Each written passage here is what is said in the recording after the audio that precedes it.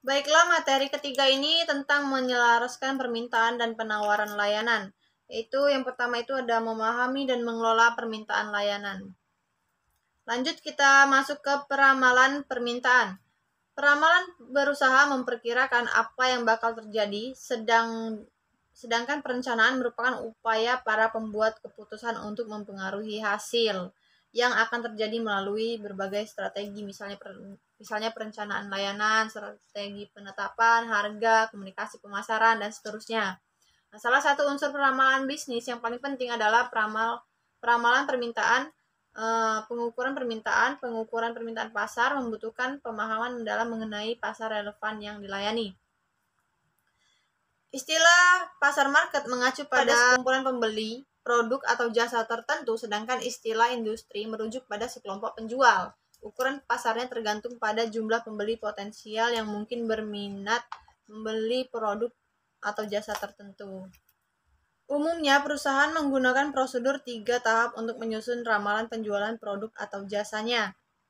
Yang pertama itu adalah peramalan lingkungan, yang kedua ada peramalan permintaan industri, dan yang ketiga adalah peramalan penjualan perusahaan. Secara garis besar, metode peramalan permintaan bisa dikelompokkan menjadi beberapa macam. Yang pertama, peramalan berbasis permintaan saat ini, masa lalu, eksperimentasi, dan minat konsumen dan pendapat pakar. Nah, masing-masing kategori meliputi beraneka ragam teknik spesifikasi dengan tingkat kompleksitas tersendiri yang dirancang berdasarkan salah satu dari 4 basis informasi. Yang pertama itu adalah permintaan saat ini, terus yang kedua adalah permintaan masa lalu, yang ketiga ada eksperimentasi, dan yang keempat adalah serta minat pembeli dan pendapat pakar. Nah, di sini ada 19 ya, 19.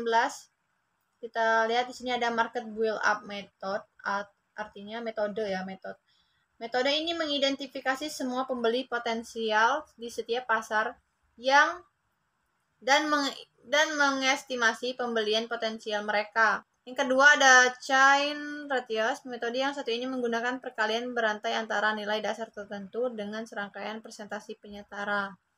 Yang ketiga adalah market factor index method. Metode ini mengestimasi potensi pasar bagi consumer goods. Yang keempat adalah time series analisis runtut waktu, menggunakan pola penjualan masa lalu yang berbasis mengestimasi penjualan di masa akan datang. Terus ada trend analysis, yaitu merupakan metode peramalan permintaan yang paling banyak diterapkan sekaligus paling banyak disalahgunakan. Salahgunakan. Popularitasnya lebih dikenakan kemudahan aplikasi, sementara penyalahgunaannya adalah lantaran metode ini kerap kali dimanfaatkan secara serampangan untuk menghasilkan estimasi yang naif namun secara statistik reliable. Beberapa variasi teknik ini meliputi curve fitting, S-curve, difusi inovasi, substitusi teknologi. Terus yang keenam ada leading indikator. Banyak perusahaan meramalkan penjualannya menggunakan satu atau beberapa indikator kunci, yaitu rangkaian runtutan waktu lainnya yang berkorelasi positif namun berlangsung lebih dulu sebelum penjualan perusahaan. Yang ketujuh adalah multivariate statistical analytic. Yang kedelapan ada konsep testing. Yang kesembilan ada pre-test market. Yang kesepuluh adalah mini test market. Terus ada full test market, ada test market B2B produk. Terus ada minat pembeli dan ada opini wiraniaga. Yang ke-15 ada opini distributor.